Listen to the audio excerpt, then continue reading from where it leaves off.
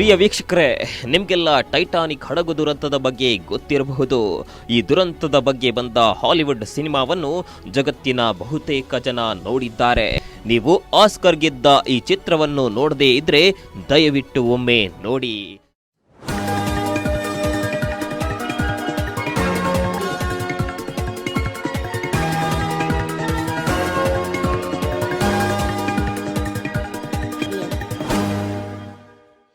ಸ್ನೇಹಿತರೆ, 1911ರಲ್ಲಿ ಟೈಟಾನಿಕ್ ದುರಂತ ಸಂಭವಿಸಿತು. ನಂತರ ಹಡಗು ಏನಾಯ್ತು ಅಂತ ಪತ್ತೆ ಹಚ್ಚೋದಕ್ಕೆ ಹಲವಾರು ವರ್ಷಗಳೇ ಬೇಕಾಯಿತು. ಈ ದುರಂತದ ಹಿಂದಿನ ಮಿಸ್ಟ್ರಿಯನ್ನು ಪತ್ತೆ ಹಚ್ಚೋದಕ್ಕೆ ಅದೆಷ್ಟೋ ಪ್ರಯತ್ನಗಳೇ ನಡೆದವು. ಆದ್ರೆ ಅದ್ಯಾವ ಪ್ರಯತ್ನ ಕೂಡ ಟೈಟಾನಿಕ್ ದುರಂತಕ್ಕೆ ಕಾರಣ ಏನು, ಮುಳುಗಿ ಹೋದ ಟೈಟಾನಿಕ್ ಹಡಗು ಎಲ್ಲಿದೆ ಅನ್ನೋ ಪ್ರಶ್ನೆಗೆ ಉತ್ತರ ಕೊಡ್ಲೇ ಇಲ್ಲ. ಹೀಗೆ 77 ವರ್ಷಗಳು ಕಳೆದು ಹೋಗುತ್ತೆ. 1980ರಲ್ಲಿ ಅಮೆರಿಕದ ನೇವಿ ಆಫೀಸರ್ ರಾಬರ್ಟ್ ಬಲಾರ್ಡ್ ಎಂಬಾತ ಸಾಗರದ ಗರ್ಭದಲ್ಲಿ ಹುದುಗಿದ್ದ ವಿಶ್ವದ ದೈತ್ಯ ಹಡಗನ್ನು ಪತ್ತೆ ಹಚ್ಚುತ್ತಾರೆ. ಟೈಟಾನಿಕ್ನ ಈ ಅವಶೇಷಗಳು ನ್ಯೂ ಫೌಂಡ್ಲ್ಯಾಂಡ್ನ ಸಮೀಪ ಸಿಕ್ಕಿತ್ತು. ಟೈಟಾನಿಕ್ನ ಈ ಅವಶೇಷಗಳು ಇತಿಹಾಸದ ಗರ್ಭದಲ್ಲಿ ಅಡಗಿರುವ ಕೆಲವೊಂದು ಪ್ರಶ್ನೆಗಳನ್ನು ಹುಟ್ಟುಹಾಕಿದ್ವು.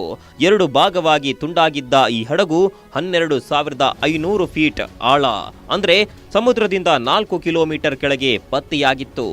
ಟೈಟಾನಿಕ್ ಹಡಗು 2 ತುಂಡಾಗಿದ್ದು ಹೇಗೆ ಅನ್ನೋ ಬಗ್ಗೆ ಹಲವು ವಾದಗಳಿವೆ.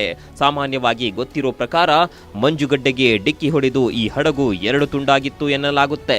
ಆದರೆ Titanic the new evidence documentary ಪ್ರಕಾರ ಹಡಗಿನಲ್ಲಿ ಸಂಭವಿಸಿದ ಬೆಂಕಿಯಿಂದ ಟೈಟಾನಿಕ್ 2 ಭಾಗವಾಯಿತು ಎನ್ನಲಾಗುತ್ತೆ. ಯಾವಾಗ ಟೈಟಾನಿಕ್ ಸಿಗುತ್ತೋ ಆ ಸಂದರ್ಭದಲ್ಲಿ ಆ ಹಡಗಿನಲ್ಲಿದ್ದ ಅಮೂಲ್ಯ ವಸ್ತುಗಳನ್ನು ಹೊರತೆಗೆಯಲಾಗುತ್ತೆ. ಆದರೆ ಟೈಟಾನಿಕ್ ಹಡಗನ್ನು ಮಾತ್ರ ಮೇಲಕ್ಕೆತ್ತುವ ಪ್ರಯತ್ನ ನಡೆಯಲಿಲ್ಲ. ಸ್ನೇಹಿತರೆ, ನಿಮ್ಗೆ ಗೊತ್ತಿರಲಿ, ಇಲ್ಲಿಯವರೆಗೂ ಟೈಟಾನಿಕ್ ಹಡಗನ್ನು ಹೊರತೆಗೆಯಲು ಸಾಧ್ಯವೇ ಆಗಿಲ್ಲ. ಒಂದು ವೇಳೆ ಟೈಟಾನಿಕ್ ಅನ್ನು ಹೊರತೆಗೆದು ಸಂಶೋಧನೆ ಮಾಡಿದಿದ್ರೆ ಟೈಟಾನಿಕ್ ದುರಂತದ ಹಿಂದಿನ ಕೆಲವೊಂದು ಪ್ರಶ್ನೆಗಳಿಗೆ ಉತ್ತರ ಸಿಗ್ತಾ ಇತ್ತೋ ಏನೋ. ಅಷ್ಟಕ್ಕೂ ಇಷ್ಟೊಂದು ತಂತ್ರಜ್ಞಾನಗಳಿದ್ರೂ ಟೈಟಾನಿಕ್ ಹಡಗನ್ನು ಇನ್ನೂ ಯಾಕೆ ಮೇಲೆತ್ತಲು ಸಾಧ್ಯವಾಗಿಲ್ಲ ಅನ್ನೋ ಪ್ರಶ್ನೆಗೆ ನಾವು ಉತ್ತರ ಹೇಳ್ತೀವಿ ನೋಡಿ. ನಿಮ್ಗಿಲ್ಲಿ ಮತ್ತೊಂದು ವಿಚಾರ ಗೊತ್ತಿರಲೇಬೇಕು. ಟೈಟಾನಿಕ್ ಅನ್ನು ಹೊರತೆಗೆಯಲು ತುಂಬಾನೇ ಪ್ರಯತ್ನಗಳು ನಡೆದಿದೆ. ಟೈಟಾನಿಕ್ ಹಡಗು ತುಂಬಾ ವರ್ಷಗಳ ಕಾಲ ಸಮುದ್ರದ ಆಳದಲ್ಲೇ ಇತ್ತು. ಹೀಗಾಗಿ ಅದರ ಮೇಲೆ ಪಾಚಿಗಳು ಬೆಳೆದಿದ್ವು, ತುಕ್ಕು ಕೂಡ ಹಿಡಿದಿತ್ತು. ಒಂದು ವೇಳೆ ಯಾವುದೇ ಕೇಬಲ್ನಿಂದ ಅಥವಾ ಬೇರೆ ಯಾವುದೇ ತಂತ್ರಜ್ಞಾನ ಬಳಸಿ ಮೇಲೆತ್ತೋದು ಅಷ್ಟೊಂದು ಸುಲಭವಾಗಿರಲಿಲ್ಲ. ಇದೊಂಥರ ಹೇಗಾಗ್ತಿತ್ತು ಅಂದ್ರೆ, ನೀವು ಚಹಾದಲ್ಲಿ ಬಿದ್ದ ಬಿಸ್ಕೆಟ್ ಅನ್ನು ಮೇಲೆತ್ತುವ ಪ್ರಯತ್ನ ಮಾಡಿದಂತೆ. ನಂತರ ಸಬ್ಮೆರಿನ್ ಹಾಗೂ ಮ್ಯಾಗ್ನೆಟ್ ಸಹಾಯದಿಂದ ಮೇಲಕ್ಕೆತ್ತುವ ಪ್ರಯತ್ನ ಮಾಡಬಹುದು ಅನ್ನೋ ಸಲಹೆಗಳು ಕೂಡ ಕೇಳಿ ಬಂದ್ವು. ಆದರೆ ಕಾರ್ಯಾಚರಣೆಗೆ ಕೆಲವೊಂದು ಅಡ್ಡಿಗಳು ಕೂಡ ಇದ್ವು. ಅದರಲ್ಲಿ ಮೊದಲನೇದು ಈ ಹಡಗಿನ ತೂಕ. ಟೈಟಾನಿಕ್ ಹಡಗಿನ ತೂಕ ಬರೋಬ್ಬರಿ 1,43,000 ಟನ್ ಇತ್ತು. ಅದರ ಮೇಲೆ ನೀರಿನ ಒತ್ತಡ ಕೂಡ ಇತ್ತು. ಟೈಟಾನಿಕ್ ನೀರಿನ ಆಳದಲ್ಲಿ ಇರೋದ್ರಿಂದ ಅಷ್ಟೊಂದು ಆಳದಲ್ಲಿ ನೀರಿನ ಒತ್ತಡ ತುಂಬಾನೇ ಇರುತ್ತೆ. ಹೀಗಾಗಿ ಇದು ಅಸಾಧ್ಯ ಕೆಲಸವಾಗಿತ್ತು. ನಂತರ 21ನೇ ಶತಮಾನದ ಆರಂಭದಲ್ಲಿ ವಿಜ್ಞಾನಿಗಳಿಗೆ ಒಂದು ಐಡಿಯಾ ಹೊಳೆಯುತ್ತೆ. ಅದೇನಪ್ಪ ಅಂದ್ರೆ, ಪಿಂಗ್ ಪಾಂಗ್ ಬಾಲ್ಗಳ ಸಹಾಯದಿಂದ ಈ ಹಡಗನ್ನು ಮೇಲಕ್ಕೆತ್ತುವ ಪ್ರಯತ್ನ ಮಾಡಬಹುದು ಅನ್ನೋದು. ಆಶ್ಚರ್ಯ ಆದ್ರೂ ಇದು ಸತ್ಯ. ಲೈಟ್ ವೆಯ್ಟ್ ಇರುವ ಈ ಪಿಂಗ್ ಪಾಂಗ್ ಬಾಲ್ಗಳನ್ನು ಈ ಹಡಗಿನೊಳಗೆ ತುಂಬಿದ್ರೆ ಸುಲಭದಿಂದಲೇ ಮೇಲಕ್ಕೆತ್ತಬಹುದು ಅನ್ನೋದು ವಿಜ್ಞಾನಿಗಳ ವಾದವಾಗಿತ್ತು. ಈ ಬಾಲ್ಗಳು ಅಷ್ಟೊಂದು ಆಳಕ್ಕೆ ಹೋಗುವ ಮುನ್ನವೇ ಒಡೆದು ಹೋಗುತ್ತೆ ಅನ್ನೋ ಬಗ್ಗೆ ವಿಜ್ಞಾನಿಗಳು ಯೋಚನೆ ಮಾಡಲಿಲ್ಲ. ನಂತರ ಬಲೂನ್ ಸಹಾಯದಿಂದ ಈ ಹಡಗನ್ನು ಮೇಲೆತ್ತಬಹುದು ಅನ್ನೋ ಐಡಿಯಾ ಕೂಡ ಹೊಳೆಯುತ್ತೆ. ಹೀಲಿಯಂ ಬಲೂನ್ಗಳನ್ನು ಟೈಟಾನಿಕ್ಗೆ ಕಟ್ಟಿ ನಂತರ ದೊಡ್ಡ ಬಲೂನ್ಗಳು ಮೇಲೆತ್ತಬಹುದು ಅಂತ ಅಂದಾಜಿಸಲಾಗಿತ್ತು. ಆದ್ರೆ ಯೋಚನೆ ಮಾಡೋದು ತುಂಬಾನೇ ಸುಲಭ. ನಾವು ಅಂದುಕೊಂಡಂತೆ ಆಗ್ಬೇಕಲ್ವಾ? ಈ ಬಲೂನ್ಗಳನ್ನು ನೀರಿನ ಒಳಗೆ ಹೇಗೆ ತೆಗೆದುಕೊಂಡು ಹೋಗುವುದು ಅನ್ನೋ ಪ್ರಶ್ನೆಗೆ ಯಾರ ಬಳಿಯೂ ಉತ್ತರ ಇರಲಿಲ್ಲ. ನಂತರ ಇನ್ನೊಂದು ಐಡಿಯಾ ಬರುತ್ತೆ. ಮಂಜುಗಡ್ಡೆಯ ಸಾಂದ್ರತೆ ನೀರಿನ ಸಾಂದ್ರತೆಗಿಂತ ಕಡಿಮೆ. ನೀವು ನೋಡಿರಬಹುದು, ನೀರಿನಲ್ಲಿ ಮಂಜುಗಡ್ಡೆ ಹಾಕಿದ್ರೆ ಮಂಜುಗಡ್ಡೆ ತೇಲುತ್ತೆ. ಇದೇ ಐಡಿಯಾ ಇಟ್ಕೊಂಡು ಅರ್ಥೂರ್ ಹೆಕ್ಕಿ ಎಂಬಾತ ಟೈಟಾನಿಕ್ ಅನ್ನು ಒಂದು ಮಂಜುಗಡ್ಡೆಯಾಗಿ ಪರಿವರ್ತನೆ ಮಾಡಲು ಯೋಜನೆ ರೂಪಿಸ್ತಾನೆ. ಆದರೆ ಅದು ಸಾಧ್ಯವಾಗೋದಿಲ್ಲ. ಅಮೆರಿಕದ ಇಂಜಿನಿಯರ್ ಜಾನ್ ಪಿಯರ್ ಎಂಬಾತ ಇಂಥದ್ದೇ ಒಂದು ಉಪಾಯ ಮಾಡ್ತಾನೆ. ಅದಕ್ಕಾಗಿ ಆತ ಲಿಕ್ವಿಡ್ ನೈಟ್ರೋಜನ್ ಅನ್ನು ಉಪಯೋಗಿಸಲು ಮುಂದಾಗ್ತಾನೆ. ಈ ಹಡಗು ಮೇಲಕ್ಕೆತ್ತಬೇಕು ಅಂದ್ರೆ ಬರೋಬ್ಬರಿ 1/2 ಮಿಲಿಯನ್ ಲಿಕ್ವಿಡ್ ನೈಟ್ರೋಜನ್ ನ ಅವಶ್ಯಕತೆ ಇತ್ತು. ಇಷ್ಟೊಂದು ಪ್ರಮಾಣದ ಲಿಕ್ವಿಡ್ ನೈಟ್ರೋಜನ್ ಅನ್ನು ಸಮುದ್ರದಾಳಕ್ಕೆ ತಲುಪಿಸಲು ಸಾಧ್ಯವೇ ಇಲ್ಲ. ಹೀಗಾಗಿ ಈ ಐಡಿಯಾ ಕೂಡ ಫೇಲ್ ಆಗುತ್ತೆ.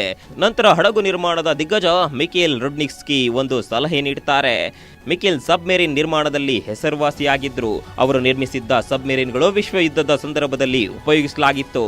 ಇವರ ಪ್ರಕಾರ ಈ ಹಡಗನ್ನು ಮೇಲಕ್ಕೆತ್ತಬೇಕು ಅಂದರೆ ಮೊದಲು ಅದನ್ನು ಕ್ಲೀನ್ ಮಾಡಬೇಕಿತ್ತು. ಅದಕ್ಕಾಗಿ ಪವರ್ಫುಲ್ ಹೈಡ್ರೋ ಇನ್ಸುಲೇಷನ್ನ ಅವಶ್ಯಕತೆ ಇತ್ತು. ಇದರ ಸ್ವಚ್ಛತೆ ನಂತರ ಕೇಬಲ್ ಸಹಾಯದಿಂದ ಟೈಟಾನಿಕ್ ಅನ್ನು ಖಾಲಿ ಪಾಟೂನ್ ಬೋಟ್ಗೆ ಅಟ್ಯಾಚ್ ಮಾಡಲು ನಿರ್ಧರಿಸಲಾಗಿತ್ತು. ಇದೆಲ್ಲ ಕೆಲಸವನ್ನು ಮಿಷನ್ಗಳೇ ಮಾಡುತ್ತಿದ್ವು. ನಂತರ ಅದಕ್ಕೆ ಬೇಕಾದ ಸಬ್ಮೆರಿನ್ ನಿರ್ಮಿಸಲು ಪ್ಲಾನ್ ಮಾಡಲಾಗಿತ್ತು. ಅದರ ಟ್ಯಾಂಕ್ಗಳಲ್ಲಿ ಗ್ಯಾಸ್ ಹಾಕಲು ನಿರ್ಧರಿಸಲಾಗಿತ್ತು. ಈ ಕಾರ್ಯಾಚರಣೆಗೆ ಭಾರಿ ಪ್ರಮಾಣದಲ್ಲಿ ವಿದ್ಯುತ್ನ ಅವಶ್ಯಕತೆ ಇತ್ತು. ಮಿಕೇಲ್ನ ಪ್ರಕಾರ ಬರೋಬ್ಬರಿ 20 ಮಿಲಿಯನ್ ಕಿಲೋವ್ಯಾಟ್ ವಿದ್ಯುತ್ ಈ ಯೋಜನೆಗೆ ಬೇಕಾಗಿತ್ತು. ಅಂದ್ರೆ ಪವರ್ ಪ್ಲಾಂಟ್ ಇದಕ್ಕೆ ಅಂತಾನೆ ಬೇಕಾಗುತ್ತೆ. ಇಂಥದ್ದೊಂದು ಪವರ್ ಪ್ಲಾಂಟ್ ಅನ್ನು ನೀರಿನ ಆಳದಲ್ಲಿ ಮಾಡಬಹುದಿತ್ತು. ಆದ್ರೆ ಭವಿಷ್ಯದ ದೃಷ್ಟಿಯಿಂದ ಅದು ಉಪಯೋಗಕ್ಕೆ ಬರ್ತಾ ಇರಲಿಲ್ಲ. ಅಷ್ಟಕ್ಕೂ ಯಾವುದೇ ಕಂಪನಿಯಾದ್ರೂ ಮೊದಲು ಲಾಭ ನೋಡ್ತಾರೆ. ಲಾಭ ಇಲ್ಲದೆ ಇದ್ರೆ ಸುಮ್ನೆ ಅಷ್ಟೊಂದು ಖರ್ಚು ಮಾಡಿ ಪ್ರಯೋಜನವೇನು? ಟೈಟಾನಿಕ್ ಹೇಗೆ ಮೇಲಕ್ಕೆತ್ತೋದು ಅನ್ನೋದಕ್ಕಿಂತ ಯಾಕೆ ಮೇಲಕ್ಕೆತ್ತಬೇಕು ಅನ್ನೋ ಪ್ರಶ್ನೆಗಳು ಮೂಡಿದ್ವು. ಅತ್ಯಮೂಲ್ಯ ವಸ್ತುಗಳನ್ನು ಆಗ್ಲೇ ಮೇಲಕ್ಕೆತ್ತಲಾಗಿದೆ, ಉಳಿದಿರೋದು ಅವಶೇಷ ಮಾತ್ರ. ಒಂದು ವೇಳೆ ಕೋಟಿ ಕೋಟಿ ಖರ್ಚು ಮಾಡಿ ಮೇಲಕ್ಕೆತ್ತಿ ಟೈಟಾನಿಕ್ ಮ್ಯೂಸಿಯಂ ಮಾಡಿದ್ರು ಹಾಕಿದ ಹಣ ವಾಪಸ್ ಬರಬೇಕು ಅಂದ್ರೆ 100 ವರ್ಷಗಳು ಬೇಕಾಗುತ್ತೆ. ಹೀಗಾಗಿ ಯಾರು ಕೂಡ ರಿಸ್ಕ್ ತೆಗೆದುಕೊಳ್ಳಲು ಮುಂದಾಗ್ಲಿಲ್ಲ. ಸ್ನೇಹಿತರೆ, ಟೈಟಾನಿಕ್ ಸಾಗರದಾಳದಲ್ಲಿ ಹುದುಗಿ 100 ವರ್ಷಗಳು ಕಳೆದು ಹೋಗಿವೆ. ನೀರಿನಲ್ಲಿರುವ ಬ್ಯಾಕ್ಟೀರಿಯಾಗಳು ಹಡಗನ್ನು ತಿನ್ನುತ್ತಿವೆ. ಒಂದು ಸಂಶೋಧನೆ ಪ್ರಕಾರ ಕೆಲವು ವರ್ಷಗಳಲ್ಲಿ ಈ ಬ್ಯಾಕ್ಟೀರಿಯಾಗಳು ಹಡಗನ್ನು ತಿಂದು ತೇಗುತ್ತವಂತೆ. ಯುನೆಸ್ಕೋ ಕೂಡ ಈ ಹಡಗನ್ನು 2001ರಲ್ಲಿ ನೀರಿನಲ್ಲಿರುವ ಪಾರಂಪರಿಕ ತಾಣ ಅಂತ ಹೇಳಿದೆ. ಈ ಹಡಗನ್ನು ಮೇಲಕ್ಕೆತ್ತಲು ಖರ್ಚು ಮಾಡುವ ಬದಲು ಅದೇ ಹಣವನ್ನು ಉಪಯೋಗಿಸಿ ಟೈಟಾನಿಕ್ ಗಿಂತ ದೊಡ್ಡ ಹಡಗನ್ನು ನಿರ್ಮಿಸಬಹುದು. ಹೀಗಾಗಿ ಹಡಗನ್ನು ನೀರಿನಿಂದ ಮೇಲಕ್ಕೆತ್ತಲಿಲ್ಲ, ಇನ್ನು ಮುಂದೆಯೂ ಎತ್ತಲ್ಲ. ಪ್ರಿಯ ವೀಕ್ಷಕರೇ, ಈ ವಿಡಿಯೋ ಇಷ್ಟ ಆಗಿದ್ರೆ ಶೇರ್ ಮಾಡಿ, ಕಮೆಂಟ್ ಮಾಡಿ. ಈ ವಿಡಿಯೋ ಬಗ್ಗೆ ನಿಮ್ಮ ಅಭಿಪ್ರಾಯ ತಿಳಿಸಿ. ಮತ್ತೊಂದು ವಿಡಿಯೋ ಜೊತೆ ಮತ್ತೆ ಬರ್ತೀವಿ. ಅಲ್ಲಿವರೆಗೂ ಜೈ ಹಿಂದ್, ಜೈ ಕನ್ನಡಾಂಬೆ.